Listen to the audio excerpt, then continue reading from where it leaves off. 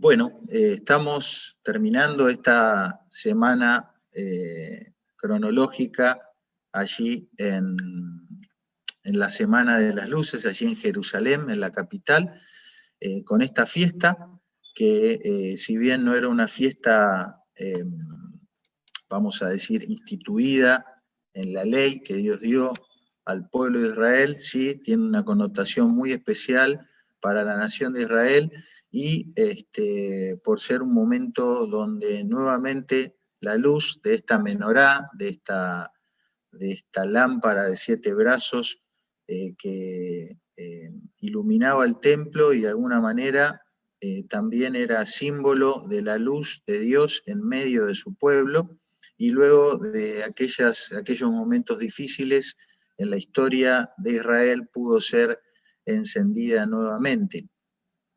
Esta fiesta, conocida como la fiesta de la dedicación o la fiesta de las luces, se celebraba en invierno, alrededor de los meses de noviembre o diciembre. Recuerden que noviembre y diciembre en el hemisferio norte es invierno, mientras que aquí es verano, y durante toda una semana las familias iban encendiendo día a día una vela e iluminando sus hogares, y en medio de esa celebración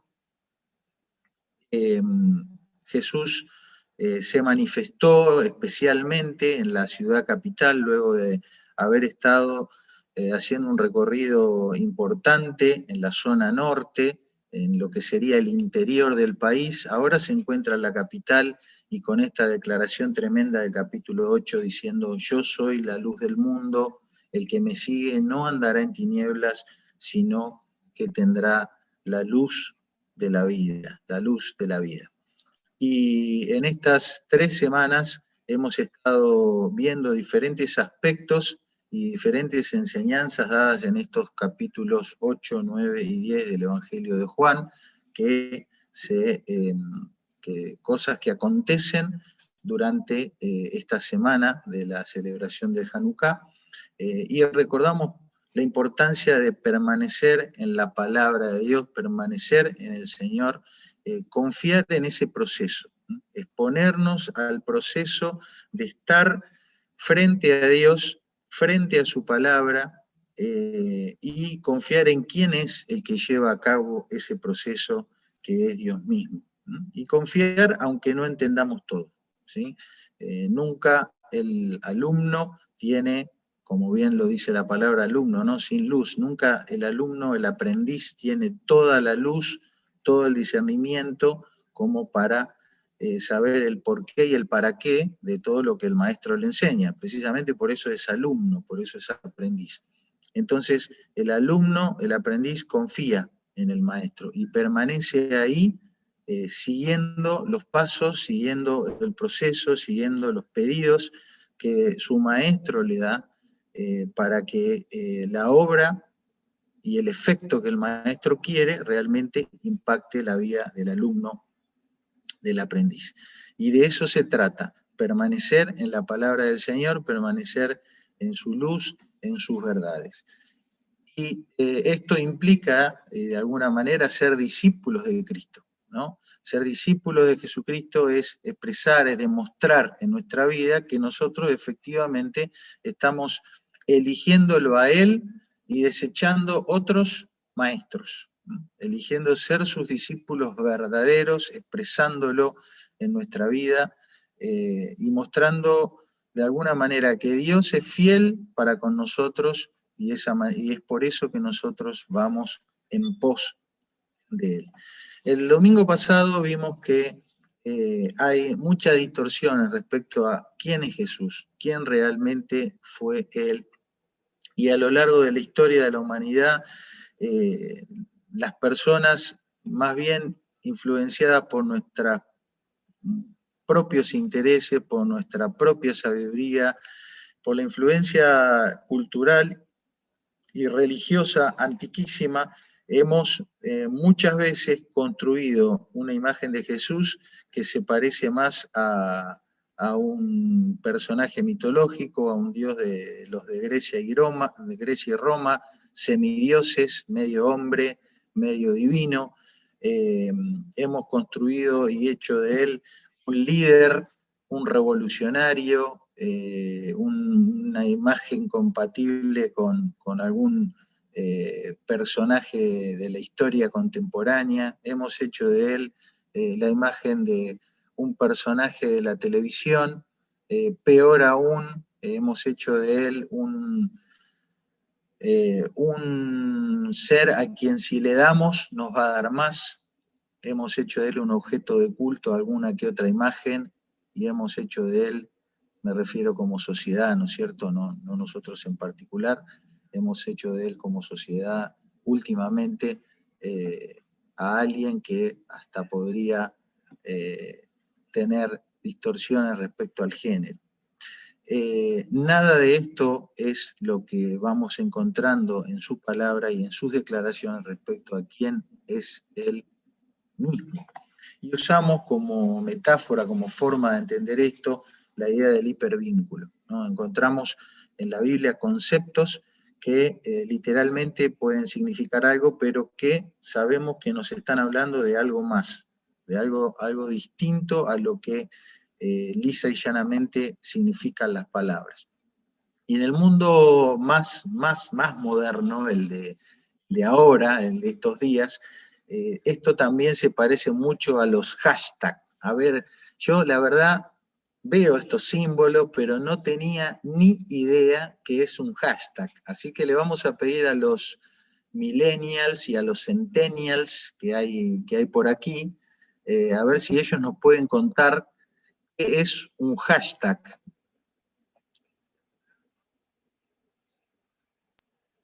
Porque lo veo Antonio tan serio como yo, ni te digo Javier Gorbini. Raúl no se quiere sacar la boina. A ver a quién más puedo cargar. Juanjo está serio como perro en bote. Bueno, ¿qué es un hashtag? A ver. Y se pone, por ejemplo, en alguna publicación de algo y sí, como que vos señalás alguna página de otra cosa. Por ejemplo, qué sé yo, de alguna marca de ropa.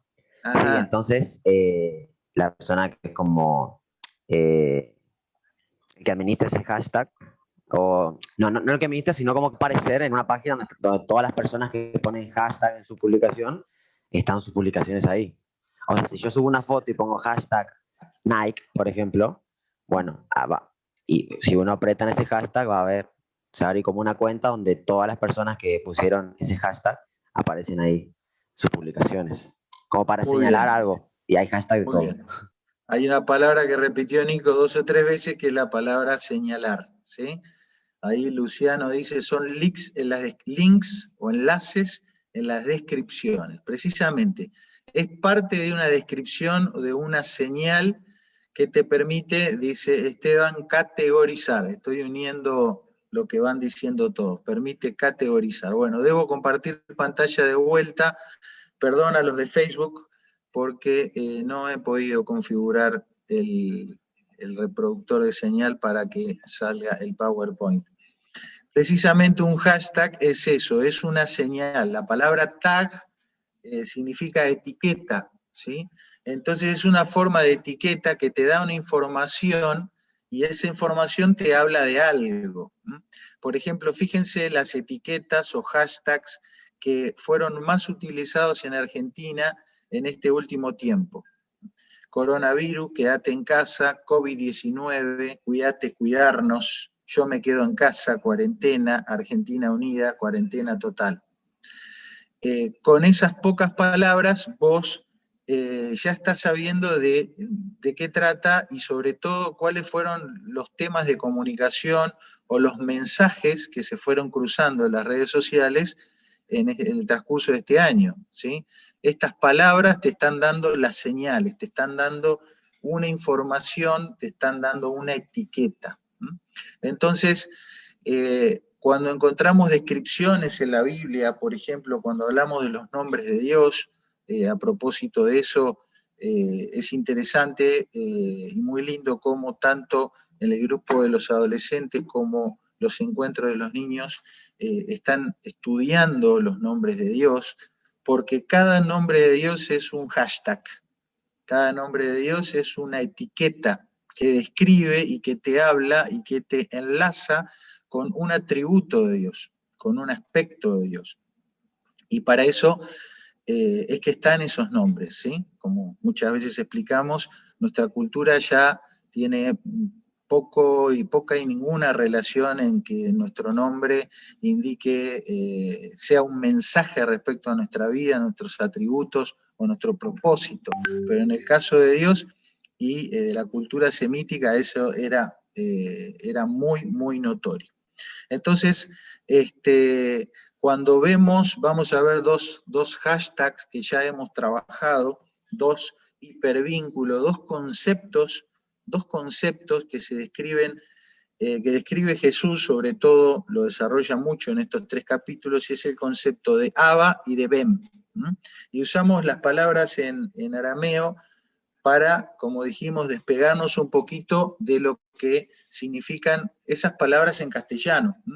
La palabra Abba tenía que ver o se puede traducir como padre, y la palabra Ben como hijo. Literalmente significan eso, pero como hashtag, como enlace, como descripción, nos van hablando de muchas más cosas, y no solamente de un progenitor y de su descendencia. El concepto de padre tiene que ver con la fuente de algo que está oculto y que aún no se ha manifestado, el origen real o oculto de algo. Y Ben es precisamente lo que pone de manifiesto lo que el Abba es. Entonces, si el Abba es la fuente, Ben, ¿qué es? Es la luz que vemos que está ligada a la fuente. Si Abba es el amor, el Ben, ¿qué es? El amor de Dios manifestado.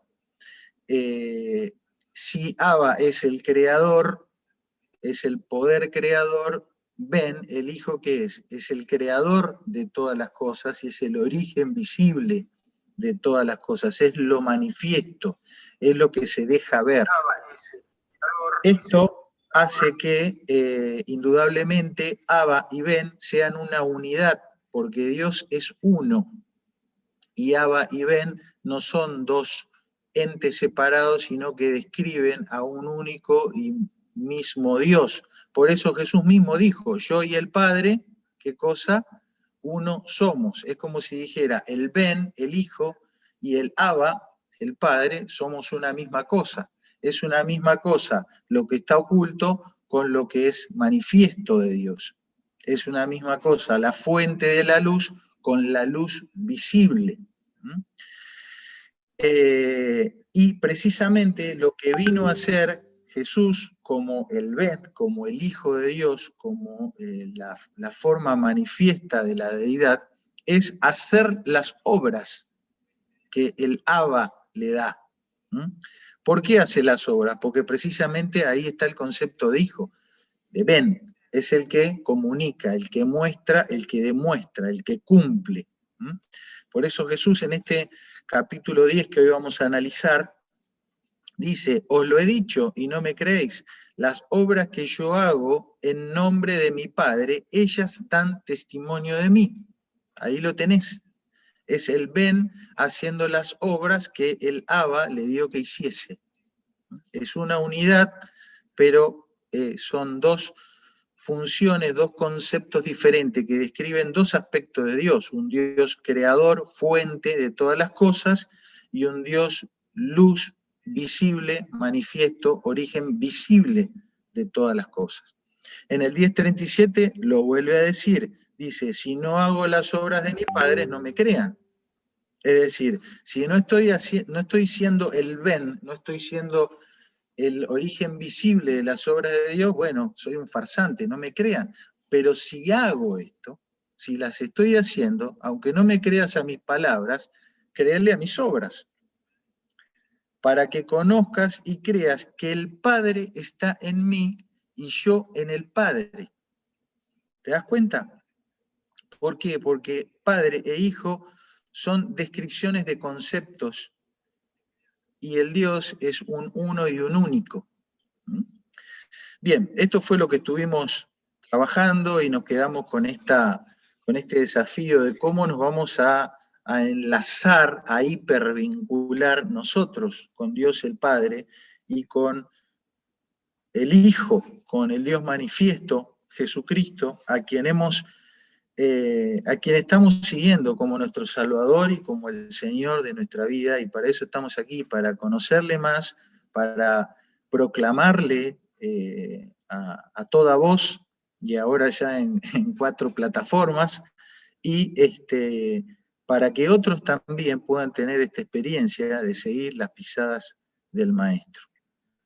Pero como habíamos anticipado, hoy, habiéndole sacado la tapa, ¿no?, que distorsionaba la figura de Jesús, no estamos siguiendo a un buen hombre, no estamos siguiendo a un líder religioso, no estamos siguiendo a un hombre, no estamos siguiendo a un hombre, estamos siguiendo a Dios manifiesto visiblemente, corpóreamente, en la forma, en el hashtag, en el hipervínculo Ben, hijo. El Ben Adam, el hijo del hombre. Y hoy queremos verlo como él se da a conocer o se autodescribe en el capítulo 10 de Juan, como el buen pastor. Así que, haciendo un poquito honor al curso, al taller que hemos dado de método de estudio bíblico, la verdad que a veces me autocondeno, ¿no? Porque dimos un taller y haciendo una autocrítica veo que no siempre voy en los mensajes, los estudios que me toca dar, respeto un poco el esquema que estuvimos enseñándoles a los que tomaron el curso. Entonces dije, bueno, hoy me voy a portar un poco mejor, voy a ser un buen aprendiz y voy a tratar de respetar las consignas de cómo esquematizar y cómo presentar un estudio bíblico, un análisis de un texto, de un pasaje. Así que bueno, el título de hoy es Jesús ilumina a su rebaño. El buen pastor, Jesús ilumina a su rebaño. Y la propuesta, la proposición es que podamos considerar declaraciones fundamentales en su llamado. En ese llamado que Jesús hace, Jesús llama a su rebaño y vamos a estar considerando cuáles son las declaraciones fundamentales que él hizo en su llamado a sus ovejas en Juan capítulo 10. En primer lugar tenemos en los primeros versículos de Juan capítulo 10, del 1 al 6, tenemos una alegoría. Nos dice la palabra que Jesús presentó una alegoría que ya les anticipo, no la entendieron. Y la alegoría dice así: de cierto os digo que el que no entra por la puerta en el redil de las ovejas, sino que sube por otra parte, ese es ladrón y salteador. Mas el que entra por la puerta, el pastor de las ovejas es. A este abre el portero, y las ovejas oyen su voz, y a sus ovejas llama por su nombre y las saca. Y cuando ha sacado fuera todas las propias, va delante de ellas, y las ovejas le siguen porque conocen su voz. Mas al extraño no seguirán, sino que huirán de él, porque no conocen la voz de los extraños. Esta alegoría, dijo Jesús, pero ellos no entendieron qué era lo que decía. Hemos destacado aquí algunas palabras clave, esas palabras que le dan sentido a todo el pasaje y que si faltaran, todo el contenido del texto perdería su lógica, su sentido. Así que las hemos destacado con color para empezar nosotros sí a entender esta alegoría con un corazón, con una mente abierta. Pero antes de analizar un poquito la alegoría, nos llama la atención la forma en la cual Jesús comienza esta alegoría, con una forma de expresarse muy característica, ¿no es cierto? Y que ustedes recordarán muchos pasajes donde Jesús comienza diciendo De cierto os digo. Dicen los eruditos en la materia que esto es una marca registrada de Jesús. No hubo antes de él ni después de él ningún otro maestro de la Torá, de la ley, de las instrucciones de Dios, de la palabra de Dios, que haya tenido esta frase como marca registrada propia. Y esto tiene un motivo por el cual es algo exclusivo de él y ningún otro de alguna manera se animó a usarla con la frecuencia y con la contundencia de la categoría con que él la usaba. Y el motivo es el siguiente. Debemos estudiar qué significa la palabra desierto. Y para sorpresa mía, cuando estuve investigando, y seguro que para muchos también, la palabra desierto se traduce amén, amén. Qué interesante, nosotros solemos orar y al final terminamos con un amén, ¿no? O cuando alguien llega tarde dice, llegaste para el amén, porque es una frase que solemos poner al final de alguna oración y que habitualmente es como una expresión de deseo, que así sea, ¿no es cierto? Pero etimológicamente la palabra amén, en castellano, viene del griego, que es la lengua que a través del latín ha nutrido en un 70, en un 80% de la lengua castellana, y en griego también es amén.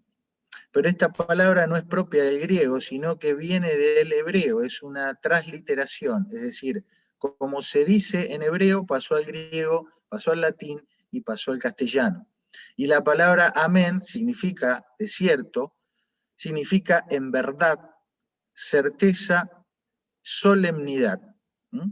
Y dice el diccionario que amén generalmente va al principio de una declaración de veracidad, a veces repetido por énfasis o por estilo. Entonces es como si dijéramos verdaderamente, verdaderamente. Amén, amén. Ahora, cuando uno investiga sobre el uso, vamos a decir, la costumbre de la época, la palabra amén se usaba. ¿Y cuándo se usaba? Se usaba cuando uno quería evocar algo cierto, algo verdadero, algo de lo cual uno tenía certeza. ¿Y esa certeza de dónde venía para una persona educada e instruida en la palabra de Dios, en las instrucciones del Antiguo, lo que llamamos el Antiguo Testamento, de la Torá, de la ley, de los salmos, de los profetas? Bueno, esa verdad venía no de las opiniones de algún maestro, sino del referente, del que había bajado desde Dios hacia el pueblo el mensaje de Dios. ¿Y quién era ese? Moisés. Entonces, cada vez que se decía amén, una vez se estaba evocando lo dicho por Moisés. Pero, cuando se decía amén, amén, se estaba anticipando que se iba a decir algo que viene antes de Moisés. ¿Y quién bajó algún tipo de mensaje o de verdad o de reglamentación o de instrucción antes de Moisés? Bueno, humanamente nadie, sino Dios mismo, ¿sí? Entonces la cronología de las certezas o de las verdades estaría Dios, Moisés, 1500 años después de Adán, y después no hubo más nadie, hasta que vino Jesús. Y Jesús toma como marca propia y registrada decir en muchas de las veces que dio sus discursos, amén, amén. Es decir, Jesús está diciendo acá, esto que les voy a decir es certeza, es verdad, y esto viene de Dios. Esto viene de Dios, por supuesto, viene de Él mismo. De cierto os digo. Bueno, y la alegoría que esta gente no entendió, pero que ustedes sí entendieron, ¿no es cierto? Entonces, para explicarla, qué mejor que ver un videíto, Juanjo, te voy a pedir que nos muestres un videíto para poder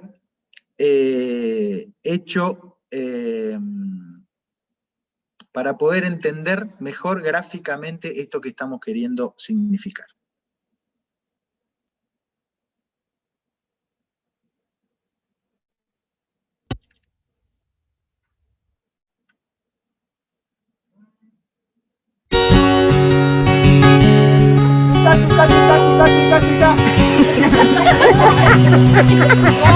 One more time. Oh, one is.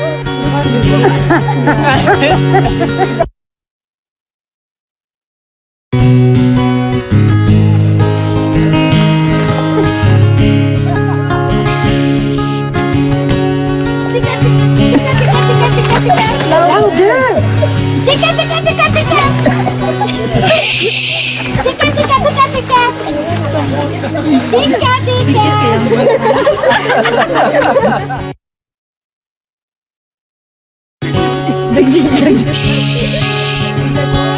Tika, tika, tika, tika.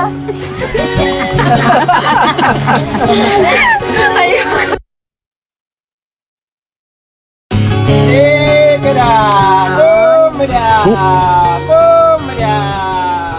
Look at them, look at them. Isn't that amazing?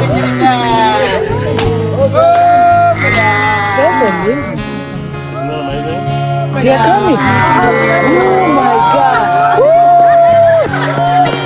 Oh my God. I can't believe it. Oh my God. These two boys. Oh my God. This is amazing. One more. This scared them. Yeah, Eunice made him go away. Oh my God. Was that cool or what? Yeah. You will never have the same again. Muy bien, gracias, Juanjo.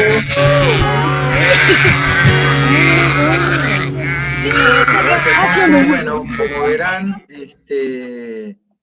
tal vez aquí hay gente del campo que esto le resulta familiar. Para mí fue interesante, ¿no? Ver lo que pasaba ahí, nunca lo había visto, y efectivamente a eso hace referencia la alegoría. El pastor es conocido por sus ovejas, que escucha su voz y le siguen. Entonces Jesús hace en los versículos siguientes una aclaración de lo que había declarado y que ellos no habían entendido para que finalmente lo puedan entender. Se escucha y se ve bien, ¿no es cierto? Me avisan, estoy pasando las diapositivas. Se ve y se escucha re bien. Gracias. Volvió pues Jesús a decirles, de cierto os digo, yo soy la puerta de las ovejas. Todos los que antes de mí vinieron, ladrones son y salteadores, pero no los oyeron las ovejas. Yo soy el buen pastor y conozco mis ovejas y las mías me conocen. Más claro, échale agua. Y vamos a destacar algunos conceptos que él hace aquí en esta primer alegoría y su correspondiente aclaración. En primer lugar, este concepto de que el Señor llama a las ovejas por su nombre.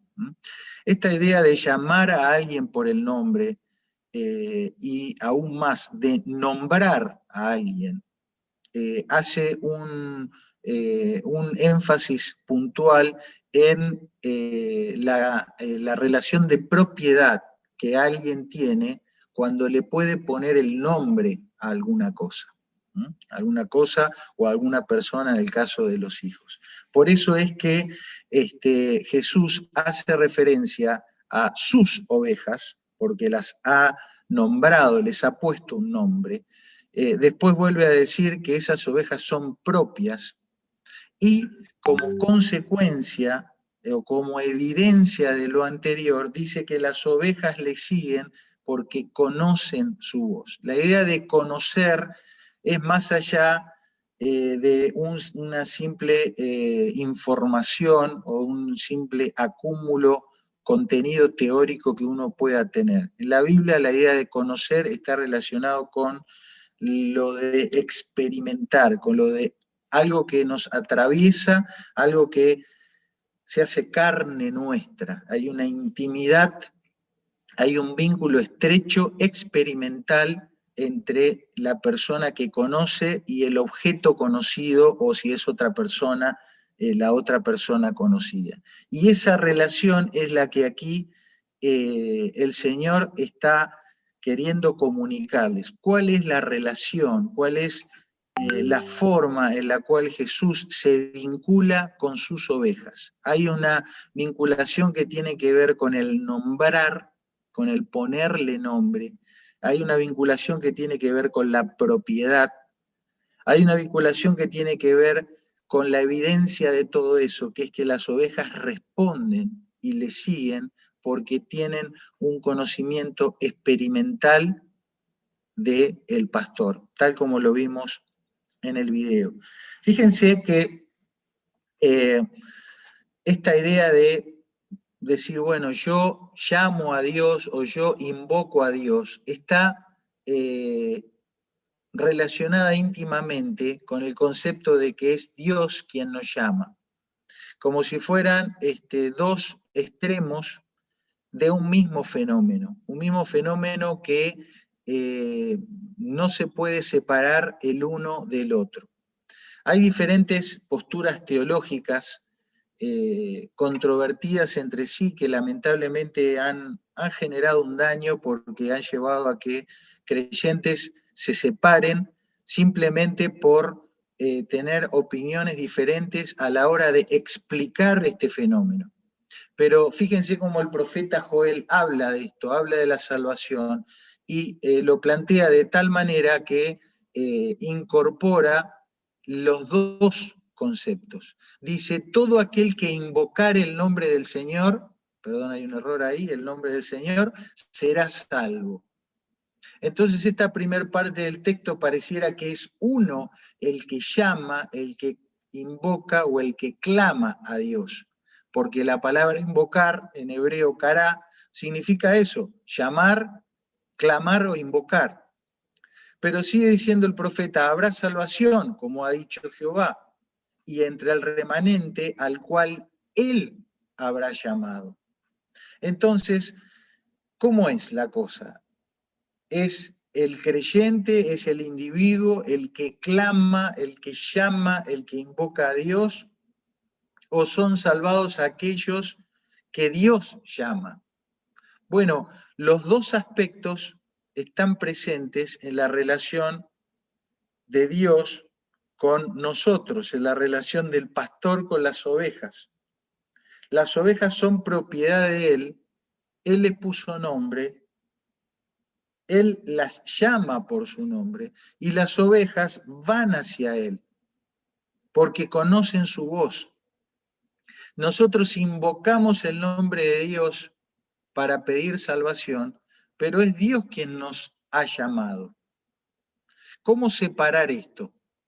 No tiene sentido separarlo, porque son dos realidades que coexisten, que cohabitan. Dios me llama, Dios me ha puesto, me ha dado un nombre, soy propiedad de Él, y yo le llamo y le invoco a Él, pidiendo salvación, pidiendo auxilio, pidiendo socorro, como esas ovejitas ahí, balando.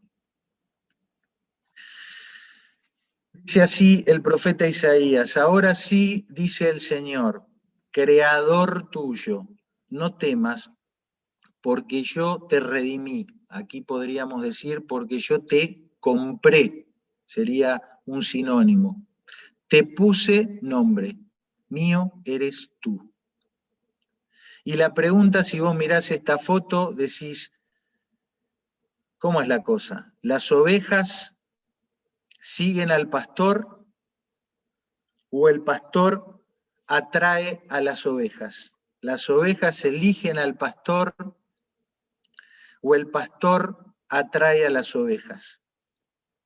Son dos fenómenos de una misma realidad, de una misma pintura, pero qué bueno poder saber que en lo que a Dios respecta, en lo que al pastor respecta, en lo que a nuestro Señor y Salvador Jesucristo respecta, Él se nos presenta como el que nos redimió, nos compró, nos puso nombre, nos llama por su nombre, nos reconoce como propiedad de Él, y espera y está ahí para que nosotros acudamos a su llamado porque le hemos reconocido la voz. En esta alegoría, en la aclaración, él dijo dos cosas concretas. Yo soy la puerta y yo soy el buen pastor. Yo soy la puerta de las ovejas y yo soy el buen pastor. Ser la puerta de las ovejas implica que Él es el único acceso legítimo, el acento fue para cualquier lado, perdón, el único acceso legítimo al redil, al corral de Dios, ¿no? ¿Hay otros posibles accesos? Y él en su relato lo deja planteado como que sí, pero el que accede por otro lado, que no sea a través de él, es categorizado como un ladrón y salteador. Es decir, es alguien ilegítimo. El único acceso legítimo para formar parte del rebaño de Dios es a través de Jesucristo. No es a través de esta iglesia, ni de ninguna otra iglesia, no es a través de ningún líder, de ninguna tradición humana, de ningún referente, por más bueno, santo y ejemplar que haya sido su vida. No es a través de cualquier religión, no es a través de cualquier forma de culto. El acceso, único acceso legítimo al rebaño de Dios es a través de Jesucristo. Y por supuesto, Él también es la única autoridad confiable. El único confiable a quien yo le puedo entregar y consagrar mi bienestar y mi futuro presente y eterno es Él, porque Él es el buen pastor. Aunque también, como Jesús lo planteó, haya otras ofertas. Hay pastores asalariados. Hay pastores que pueden estar circunstancialmente con mayor o menor interés intentando, procurando cuidarte, guiarte, alimentarte. Ninguno de ellos es autoridad y es confiable como lo es Cristo Jesús. Por lo tanto, esto ya te invita a que vos, posicionado como oveja, te plantees dos cosas, ¿no? ¿He accedido al rebaño del Señor a través de la única puerta, del único camino que es Cristo? ¿O estoy en un rebaño y estoy tranquilo porque entré por no sé dónde? Bueno, el que entra por otro lado es ladrón y salteador. La segunda pregunta es, ¿estoy siguiendo confiadamente al único y buen pastor Cristo Jesús? ¿O estoy depositando mi confianza, escuchando y alimentándome de lo que me dan personas, tradiciones, organizaciones, o me estoy autoliderando y autogenerando mi propio sustento, mi propio alimento, me estoy autocuidando? Esas ofertas están posibles, pero ninguna de ellas tiene la calidad y la trascendencia y el impacto en tu vida que va a tener Cristo Jesús. Les dejo para los que les interese este hashtag, esta etiqueta, Salmo 118. Y acá van a poder encontrar la puerta y el pastor, descrito en una forma impresionante. Y les puedo asegurar que este hashtag lo tenía el auditorio de Jesús. Y cuando Él les dijo, yo soy la puerta y yo soy el buen pastor, en el Salmo 118, estos son atributos de Dios, de Jehová. Y Jesús se los estaba haciendo una autorreferencia a Él mismo. Es un hashtag que sin tener celular ni redes sociales, el auditorio de aquella época lo supo captar enseguida, porque tenían en su memoria acá, ¿no? En la memoria RAM, en el disco rígido de sus mentes, tenían el Salmo 118. Y sabían lo que Jesús les estaba queriendo decir. A nosotros hoy día eso nos cuesta un poco más y vamos a tener que ir a leer ese salmo porque no lo tenemos en la memoria. Y ahí vas a poder en tu lectura personal hacer este enlace, este hipervínculo, este hashtag a Jesús como Dios, como la puerta y como el buen pastor. La pregunta es, ¿qué hace que esta ovejita esté legítimamente en el redil de Dios y que se la vea tan confiada? ¿Qué hace que esta ovejita esté legítimamente en el redil, en el rebaño, en el corral de Dios y que se la vea tan confiada? ¿Es acaso sus propios atributos? ¿Es acaso su fe, entendida la fe como las convicciones que ella desarrolló? Pues la verdad que no. La legitimidad, la fidelidad del pastor es lo que hace que las ovejas que estén adentro sean legítimas y estén confiadas. No hace falta que la oveja tenga mérito y no hace falta que la oveja tenga una convicción propia. Una convicción tan fuerte, tan fuerte, tan fuerte, que la haga atravesar esta puerta y estar segura, no. Es simplemente la fidelidad de quien la llama y la legitimidad de quien la llama, que hace que esta oveja, habiendo escuchado y obedecido la voz del pastor, esté donde está, por los méritos y fidelidad del buen pastor. ¿Cuál es la acción distintiva que se da en este capítulo 10? Hemos visto la alegoría, hemos visto la aclaración, y ahora en los versículos subsiguientes la acción distintiva. De todo lo que se dice acá hay algo que es distintivo, que es diferente a cualquier otra cosa. Yo soy el buen pastor y el buen pastor su vida da por las ovejas. El asalariado y el que no es pastor, de quien no son propias las ovejas, ve venir el lobo y deja las ovejas y huye, y el lobo arrebata las ovejas y las dispersa. Así que el asalariado huye porque es asalariado y no le importan las ovejas. Yo soy el buen pastor, conozco mis ovejas, las mías me conocen, así como el Padre me conoce y yo conozco al Padre, y pongo mi vida por las ovejas. Claro y contundente. Yo pongo mi vida para volverla a tomar, nadie me la quita, sino que yo de mí mismo la pongo. Tengo poder para ponerla y tengo poder para volverla a tomar.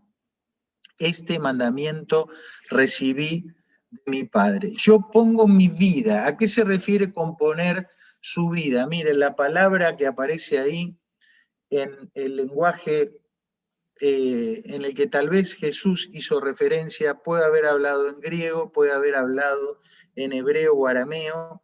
La palabra griega es la palabra psique o psige, es lo mismo, y la palabra hebrea sinónima o a la cual hace referencia es la palabra nefesh. Ambas cosas significan esto, el pescuezo, el cuello. ¿Por qué? Porque en el cuello, imagínate en un pensamiento muy concreto de la vida de campo de aquella época, ¿no? En el cuello del animal estaba el centro vital, ¿no? Está la respiración del animal o de una persona, ¿no? Están las vías aéreas, están los grandes vasos donde se degollaba el animal, la sangre salía del cuello y el animal moría. Entonces, la idea de cuello o de pescuezo hace referencia a la vida. ¿A qué vida? Y a la vida biológica, a la que hace que nosotros, al igual que el resto de los animales, tengamos un nefesh, tengamos una vida biológica corruptible. ¿Por qué? Porque vivimos un tiempo y después morimos. Entonces Jesús dice, yo pongo mi pescuezo, yo pongo mi vida biológica, yo pongo mi vida corruptible. Y efectivamente eso fue lo que sucedió en la cruz del Calvario. Jesús murió, dice así la Escritura, Jesús murió. Jesús puso su cuello y hubo un momento donde su corazón dejó de latir, donde su sangre se escurrió de su cuerpo, porque fue alanceado, ¿recuerdan? Y donde dejó de respirar, sus constantes vitales, biológicas, dejaron de funcionar. Esta es la vida que él puso, su vida biológica. ¿Y por qué hago un énfasis tan fuerte en esto? Porque la Biblia nos habla otras cosas acerca de él. Jesús dijo que el apóstol Pedro en Hechos, cuando predica, dice que era imposible que él fuese retenido por la muerte. En hebreo se dice que él tenía y tiene el poder de una vida indestructible. En Juan se nos dijo, capítulo 1, que la vida fue manifestada, y acá se usa otra palabra, no se habla de pescuezo, se habla de una vida indestructible, de la vida eterna, la vida que le pertenece, que es un atributo del Padre y del Ben, de Dios mismo. En 1 Timoteo se habla acerca de Dios, pero se está hablando en el mismo pasaje acerca de Jesús. Es como confuso, se habla de los dos, ¿no? Y dice que es el único que posee inmortalidad. Entonces, no puede haber una contradicción acá, es decir, ¿murió o no murió? Pero si murió, ¿cómo se dice que él tiene una vida indestructible? Si él es la esencia de la vida que se nos fue manifestada, ¿cómo puede ser que él murió? Si se dice que él es el único que posee inmortalidad, ¿cómo se puede decir que en la cruz del Calvario Jesús murió? Bueno, el castellano se queda corto en términos descriptivos para contarnos lo que pasó. Por eso tenemos que explicarlo acá y tomarnos estos minutos. Lo que se apagó en la cruz del Calvario fue el nefesh de Jesús, es decir, la vida biológica a la cual él accedió. Pero hay una vida indestructible, la inmortalidad del Ben, del Hijo de Dios, no terminó en la cruz del Calvario, porque eso es un atributo de Dios, Dios no puede morir. Entonces por eso dividimos o separamos la vida biológica que tenemos todos aquí y a la cual Jesús accedió circunstancialmente y momentáneamente, y la puso cuando quiso, y la vida indestructible, la inmortalidad, la fuente de la vida, que es Dios mismo, y que también cohabita o coexistió en ese tiempo en Jesús. Miren, salvando la distancia y perdonando la comparación, esto sería una forma de entenderlo. Como todos ustedes saben, este tipo de artículos tienen dos fuentes de energía, ¿no es cierto? Tienen una batería y pueden tomar energía para que las luces se enciendan cuando uno lo enchufa, ahí con el cablecito negro, lo enchufa a la corriente. Es decir, la corriente alterna de las casas, el 220, y una batería interna. Bueno, sabemos que esa batería interna se tiene que cargar, pero perfeccionando un poquito la comparación, que se queda corta, supongamos que esa batería interna es una batería que tiene una energía propia generada por ella misma y que es inagotable. Eso sería la vida indestructible, la inmortalidad de Dios. Y la corriente, el enchufe con la corriente al 220 sería el nefesh, la vida biológica. Entonces hubo un momento donde el Hijo de Dios, Jesucristo, en su tiempo aquí en la tierra, adoptó, teniendo la batería, la vida inmanente, la vida incorruptible, adoptó circunstancialmente la vida biológica corruptible. Y hubo un momento donde él puso voluntariamente en la cruz del Calvario, ¿qué cosa? Su vida biológica, dejó de respirar, su corazón dejó de latir, sus células dejaron de funcionar. Entonces, en ese momento es como si él se hubiera desconectado del cable de 220, pero continuó funcionando, ¿qué cosa? La batería interna, que es su vida inmanente, que le corresponde por ser Dios. Espero se entienda ejemplo. Entonces, por eso él dijo, tengo poder para ponerla, ¿qué cosa? El pescuezo, ¿no? La vida corruptible, la vida biológica, a la cual él se conectó circunstancialmente. ¿Y por qué tiene poder para ponerla? Porque es un poder que Dios puede tener. Dios tiene un atributo que es exclusivo de Dios, que es anular su propia existencia. Anular en el sentido de disminuir, mejor dicho, ¿sí? Disminuir, que es una palabra que ya hemos trabajado en algunos otros estudios. La disminución del Dios infinito le permitió enchufarse, conectarse a una vida biológica corruptible, transitoria, la vida biológica. Pero a su vez tiene poder para volver a tomar su vida inmanente, y fue lo que hizo cuando resucitó. Dice que este mandamiento recibí de mi Padre. ¿Cómo es que el Abba, el Dios fuente de todas las cosas, le da un mandamiento al Ben? ¿Se dan cuenta que no puede ser como un papá que le da una orden al hijo? La idea de mandamiento en el Antiguo Testamento, y Dios mediante va a ser nuestro tema de estudio, si el Señor nos viene antes para el año que viene, es el de una competencia o una aptitud. Cuando vos y yo hacemos los mandamientos de Dios, estamos adquiriendo aptitudes y competencias que vienen por el propio ejercicio de esos mandamientos. Entonces, el Ben, el hijo, recibió una competencia, una aptitud del padre, y la puso en ejecución cuando hizo lo que hizo. ¿Cuál fue esa competencia, esa aptitud, ese mandamiento? Venir aquí en forma disminuida, enchufarse al 220, a la vida biológica, al nefesh, y cuando fue el tiempo señalado, entregar eso, desenchufarse de ese nefesh y seguir funcionando en forma ininterrumpida e irrevocable por lo que es la vida inmanente de Dios mismo, la batería interna. ¿Cuáles son los alcances de todo esto que hemos explicado? Dice así: el que por mí entrare, el único legítimo, ¿no? Será salvo, entrará y saldrá, hallará pastos.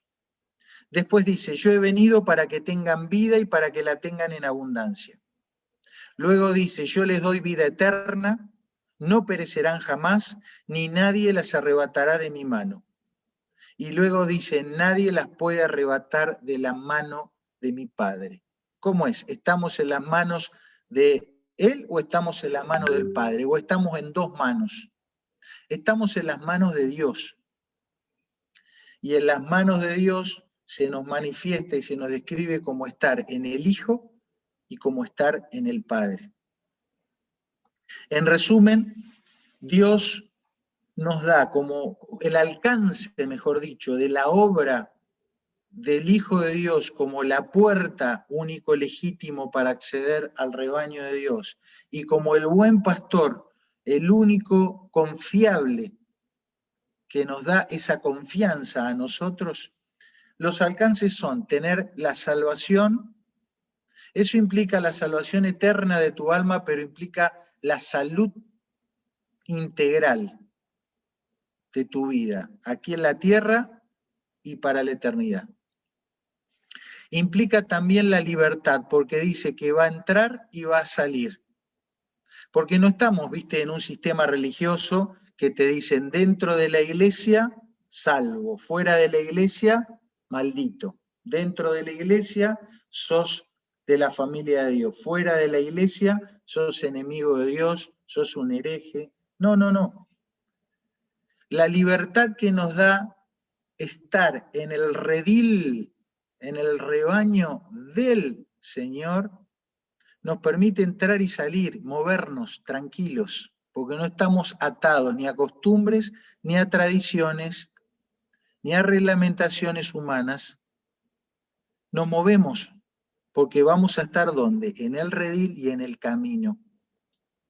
Toda libertad goza de límites que precisamente hacen que podamos disfrutar de esa libertad. ¿Cuáles son los límites? ¿Cuál es el cerco? El mismo, el Señor mismo y su palabra. El alcance de estar en el redil de Dios, en el rebaño de Dios, y que tengas a Cristo como el pastor de tu vida, es que Él te garantiza el sustento, que vos no seas una persona insatisfecha, hambrienta, débil o raquítica, que tengas el sustento, que tengas vida. ¿Y qué vida va a ser? ¿Cuál te parece? Y la vida inmanente, la vida incorruptible, la vida que Él, solo Él te puede comunicar. Una vida abundante, la palabra abundante significa más allá de los límites. Hay una expresión que pone el apóstol Pablo que dice que que en un momento la gracia de Dios sobreabundó. Es una palabra que no existe en el griego. Él inventó una palabra para describir el nivel de abundancia. Y es como si ahora nosotros dijéramos súper, hiper abundante. Y sobre todo, el alcance mayor es esta seguridad. La seguridad de que dependemos de Dios. Dependemos de Dios. En el hashtag Abba o el hashtag Ben, pero estamos dependientes de Él. Última diapositiva. Comportate como una oveja. Comportate como una oveja.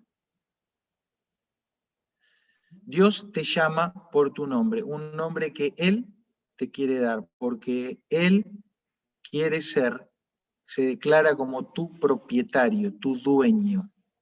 Pagó el precio para ser tu dueño. El mismo pastor dio su vida, puso el pescuezo por vos. Y ahora espera que vos le oigas a Él y vayas hacia Él. Y algo que no analizamos, pero porque no era nuestro centro de atención, pero decía el pasaje que cuando la oveja oye al extraño, no va hacia el extraño y huye del extraño. Entonces, queridos, vivamos como ovejas. ¿A quién estás escuchando? ¿A quién estamos siguiendo? ¿A alguien que no conoce tu nombre? ¿A alguien que no pagó por vos? ¿A alguien que es un asalariado, que es un ladrón y salteador? Vivamos como ovejas porque la entrada legítima y el cuidado y la confianza legítima ya están manifestados, pagados, comprados en la persona de Jesucristo. Y vivamos disfrutando los alcances que el buen pastor alcanzó y logró para ti y para mí. La salvación, la vida abundante, la seguridad y la libertad de entrar y salir, pero siempre escuchando su voz y siguiendo sus pisadas. Señor les bendiga.